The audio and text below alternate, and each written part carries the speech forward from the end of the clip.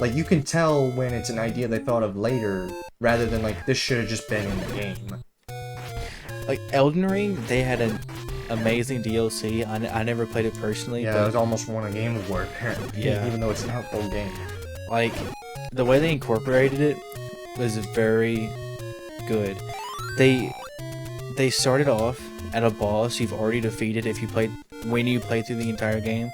It is recommended that you play it after beating the entire game. And once you beat that boss, just a side note, I kind of don't like Dungeon 7 because, see what I had to do there. I literally had to, and again, doesn't tell you to do that. It's, oh, and this is where the meat item I talked about comes into play, because of course it does. But when we get there, trust me, I will tell you what it is. Oh Lord. I don't know, it's just like, I don't know. Back to the game keycard thing, I miss physical gaming. To a lot of people, seems to be going away. I don't want to think that, because I always want to go for the physical stuff, and it just seems, kind of sad that, a lot of games, they don't release them physically a whole lot. It seems, especially with this generation, where it seems like, releasing a game physically, companies don't really want to shell out the extra money to put the full game on the cartridge, and it just makes it a pain. I swear, did he knock me through that door? I don't know. It's just another hassle for collecting purposes. Especially what's weird is, collecting games, it can be, in all honesty, it can be kind of expensive. Yeah, the thing is, unfortunately, I don't have enough money either for that and this at the same time. I feel like I discovered most of the games I've enjoyed over the years because I went to like Walmart or GameStop and saw the physical games, and like I saw them, looked at the back of the case and everything. I saw what it was like, and that's where I've got the majority of my games from, is from the physical copies. And like, I knew nothing of the game prior to that, and with the exception of Cyberpunk. Yeah. But almost every single physical game I've ever gotten was I had no prior knowledge of the game before. Oh no, here's the dumb part. Okay, this is why. What do you think? Okay, so like, here's the thing. Grumble, grumble. What does that mean? He's hungry. Okay, but here's the problem though. How are you supposed to know that? Because grumble, grumble could literally, like, it's not in a parentheses, so how would you know he's not talking? Yeah. Or if he's angry. Yeah. Or something. I mean, that's what I thought at first. I mean, people are angry when they're hungry. Do you pull the meat out? Which meat? I'm sorry. That's why I phrased it like that. I knew you were gonna do something like that. Oh my god, phrasing. Okay, wait. Yeah, sorry. I couldn't help it, I'm sorry. That kind of threw me off a little. I'm like, where were we? I don't even know. Talking about physical game copies? Oh yeah, physical games. I'm sorry. So, physical games, yeah, I just miss, because, like, physical games now, especially collector's editions, maybe it's because I don't buy many collector's editions that much. Something about physical copies that is not to my liking is I bought a physical copy of Rocket League for my Switch and the PlayStation and my PlayStation 4. Oh, the lag. And I didn't know that there was a free game. I mean, I didn't have internet, but then again, I didn't know it was a free game. So I shelled out like, what, $20, $30 on a physical copy of Rocket League. I mean... I could've got it for free. Well, see... I don't know, like, when it comes to games, like, the only time I really buy digital games is if they're not on... If they don't have a physical version I can find with relative ease. Like, usually collections, like the Castlevania and the Contra collections, those do have physical releases thanks to limited run games, but, limited run... Have you ever bought anything from limited run? Or have you at least seen what they offer? No. Because, like, when the new Shantae game that came out, have you heard of Shantae? No. Oh, I think you would like it. It's a platforming series that is... Well, no, I'm getting sidetracked at this point. I'm trying to look at the map and talk at the same time, because I just need to get through this dungeon. Because it's a nightmare, but we got the red candle, which, the blue candle you can only shoot fire, once, but the red candle, it lets you shoot, forever. That can be, really nice to have. And I'm trying to get through this freaking room. Just backtracking after backtracking after backtracking, it's, I don't know, it could be tiresome. I'm worried when we get into Zelda 2, because Zelda 2 is... I don't know, because, like, I haven't played it as much, but, you see me play it, I think, I don't know, yeah, because, like, Zelda 2 takes a decent amount longer to play, simply because of the kind of game it is, and, you know, I don't... Like, with a guide, I don't think it'll take as long. It's just, you know, we may have to split that into different recording sessions, which, like, we can do, which is fine. Man, so many freaking dongos. Bombs! Eat my bombs! Bombs away!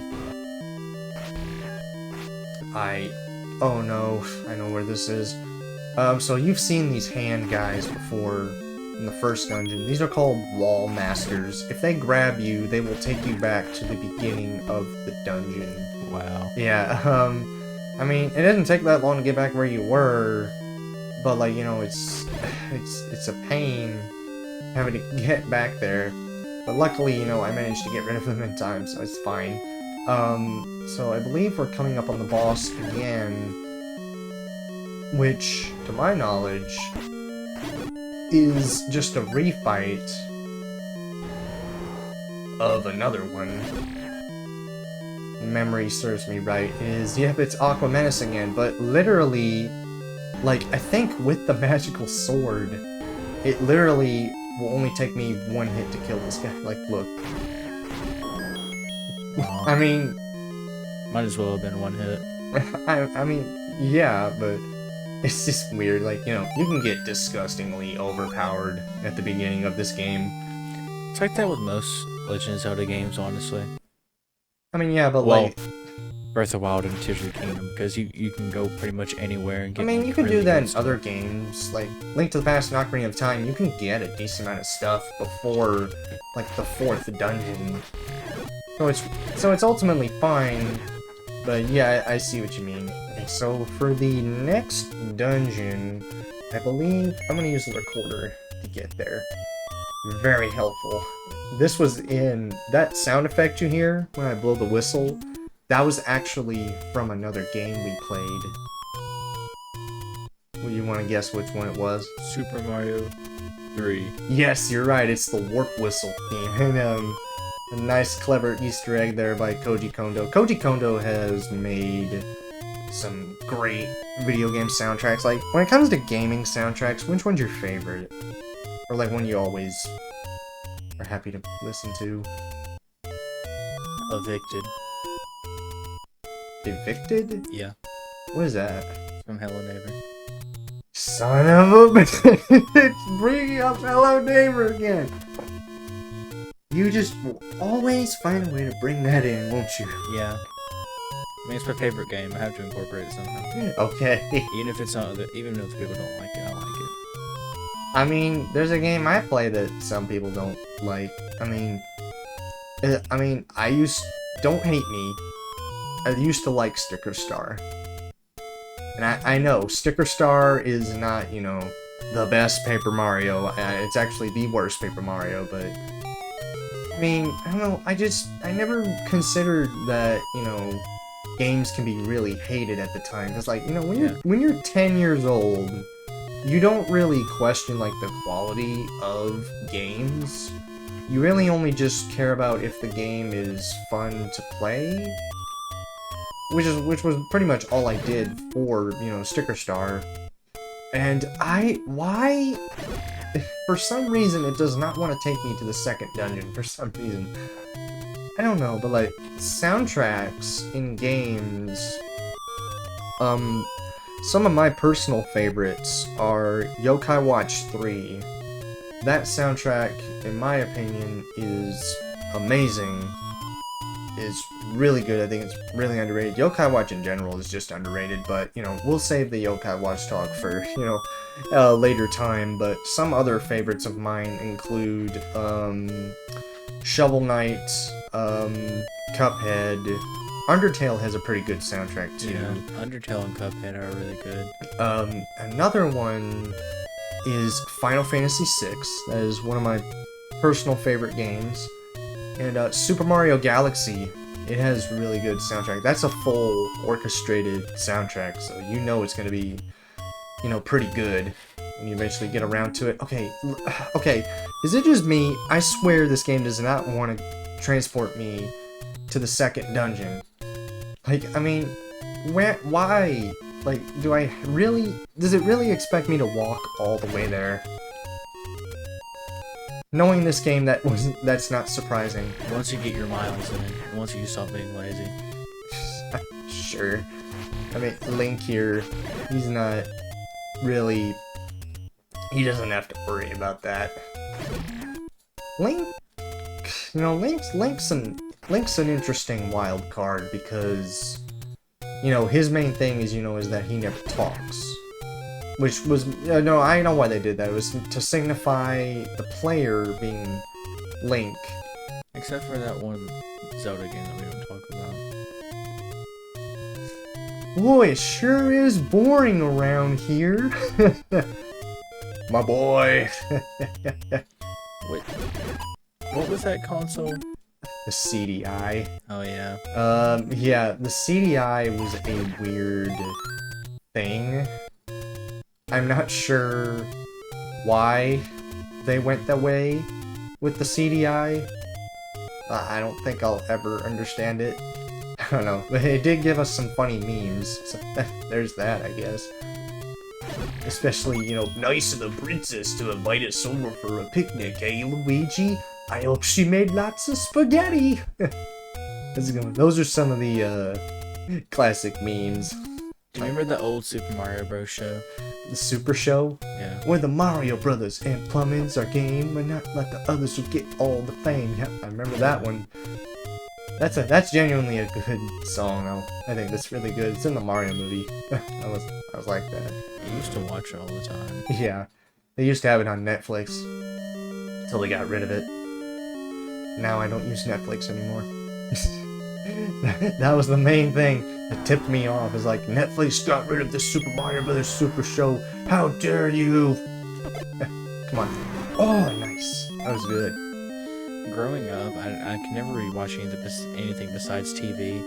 I'd get so desperate. I'd resort to watching Movie Max for entertainment, like when I was bored. Yeah. Not Movie Max. Brain Pop. Oh, I remember Brain Pop. It was good. There was... You remember on the 3DS, they had these animations you'd watch. Specifically, Dinosaur Office. Oh, yeah. That was good. I looked up the whole series on YouTube. It's pretty good. Oh, and I'm unlocking long lost memories. Yeah.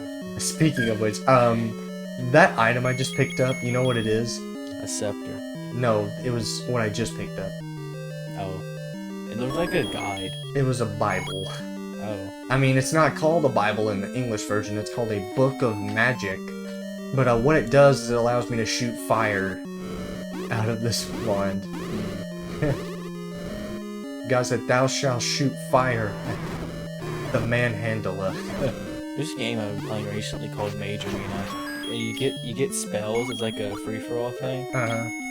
You get spells, and like you can actually say like fireball, magic missile, and it actually casts that spell. So cool. Yeah. There's an item in here. I do need to get it. Oh no! Get Pole's voice. Get out of my way. Low graphical quality though. I mean, it was 1986. I mean, you can't really Well, fault them that much. another lie. I mean, NES games, run decently well. I think. A Switch 2 for what? What? Switch 2's actually been very nice to me. Yeah. It's run decently well, and apparently I'm running out of health, so this is the first time I have to use a potion. Interestingly, if you have a red potion and you use it once, you can actually use it again as a blue potion. Both of them give you full life restores, so I think that's, really nice, generous thing to do there. Shoot. Hot topic, no. I went shopping there the other day. We could talk about Hello Neighbor. I'd rather not. I haven't played Hello Neighbor in a while. I don't know. The other Zelda games, they just offer more. Gosh, definitely don't have Dark Nuts being just freaking hard to get through. Good lord. Okay. So, one Zelda game I've been playing through a lot, Ocarina of Time. I was thinking that when we eventually get to that game, I was thinking I could have you play it.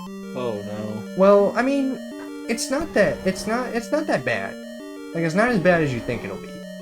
And, oh no, I just realized I went down the wrong way. Okay, there's one item that I really want to get for leaving this dungeon, and in my opinion, it's one of the best, but unfortunately, you don't really get it until very late in the game, which is what we're doing right now. It's the magical key. It lets you open every door, and without ever running out of keys. So that's really nice. Thank God I have the big shield here. That'd be very helpful. Oh, I feel like I could get a twofer in there. Oh man. Yeah, but Ocarina of Time was really fun, and I think with a guide, you would be fine, because, the game tells you a decent amount of stuff on where to find everything, so I don't really think it would be that bad for you, especially since I've played it. So, I mean, I could tell you do stuff, and it actually controls decently well. Or if you would you prefer the remake for 3DS? I don't really care. Because, like, here's the thing. If we did the 3DS, that we would have to get a 3DS capture card. And I don't really want to shell out the money for that right now. So, like, and I can play the N64 version right here on the Switch, and it has save states and all. So, like, really, it wouldn't be that big of a hassle. The only really real big hassle is that, it's a kind of a long game. Well, not long, I should say. Like, it only takes, like, 20-ish hours. So, Only. I mean, comparing it to Elden Ring, that takes, what, 60? I think I completed the playthrough in like 3 or 4 hours. No, did you? I did. How? Because from what I've heard of, it takes 60 to 80 hours. I was on New Game Plus. But what does New Game Plus let you do? Well, I got to keep all my weapons and stuff, so I had better weapons, and I already had previously rocked through the first game, so I pretty much knew all the boss's attack patterns. I beat Fire Giant first try. Haven't really showed off the magical boomerang. For good reason too. Well, I mean, it's a standard boomerang. It has decent stuff. It stuns enemies if it hits them, so it can be helpful. I'm not really sure against the Gleeok enemy, but these were in Tears of the Kingdom too, by the way. Remember them? Oh yeah. It's so crazy. It's crazy how Tears of the Kingdom brought back a lot of enemies from like the first one. It brought back Gibdos. Gibdos were in there. Weren't Gleoks in Breath of the Wild as well? No, they weren't actually. They weren't? No, I could swear. The dragons. The dragon enemies. Are those what you're thinking of? Probably.